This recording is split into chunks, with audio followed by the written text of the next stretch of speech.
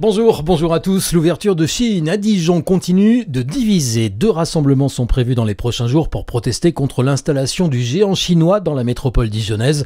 Le premier aura lieu demain entre 10h et midi. 5 organisations devraient être présentes. Le deuxième rendez-vous est donné mardi, le jour de l'ouverture officielle de l'enseigne au BHV. Nuit agitée à Autun, en Saône-et-Loire hier. 5 véhicules étaient en feu dans le quartier Saint-Pantaléon. Une vingtaine de pompiers étaient mobilisés. Un drame qui rappelle la fusillade sur le parking d'un supermarché Lidl fin septembre. Un homme avait été blessé par un trio de tireurs cagoulés.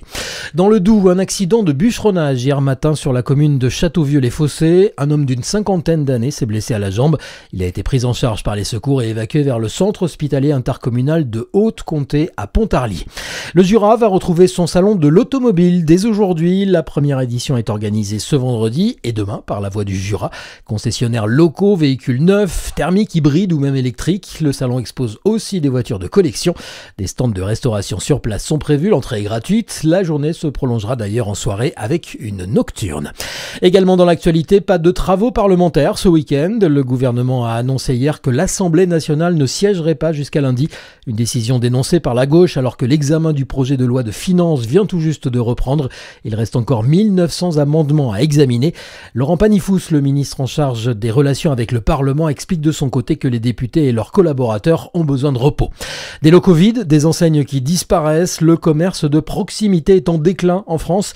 Face à ce constat, un rapport vient de préconiser 30 mesures pour redynamiser les centres-villes et les quartiers. Certains sont prioritaires selon Frédérique Macarez. Elle est la maire de Saint-Quentin et co-autrice du rapport. Pour nous, ce qui est très important, c'est d'avoir un cadre national protecteur, donc la lutte contre la concurrence déloyale, avec la taxe sur les achats numériques qui viennent de l'étranger nous paraît très important pour protéger les commerçants. Et puis sur le plan local, sur la taxe sur les achats numériques importés, nous souhaitons qu'une partie du produit revienne sur les actions cœur de ville, parce que pour transformer un certain nombre de locaux, il faudra de l'argent. Si on veut que demain, nous continuions à avoir des centres-villes dans lesquels on a plaisir à se rendre, à acheter et à se retrouver. Le rapport appelle également à des contrôles massifs des colis en provenance de l'étranger pour identifier les produits non conformes aux normes européennes. Volodymyr Zelensky à l'Elysée lundi, une façon pour la France de réaffirmer son engagement à soutenir l'Ukraine dans le conflit qui l'oppose à la Russie et d'entretenir la dynamique sur la question des garanties de sécurité. Les alliés de la coalition des volontaires veulent accroître la pression sur Moscou. Il s'agit de la 9e visite du président ukrainien en France depuis le début du conflit. Le sport et du handball ce soir avec la 10e journée de Star League. La JDA reçoit Saint-Raphaël, match à 20h30. Et puis pour rappel, ce concert à la collégiale Notre-Dame de Dole, les plus beaux Ave Maria du monde, c'est ce soir à 20h. À suivre votre météo sur Fréquence Plus. Bonne journée à vous.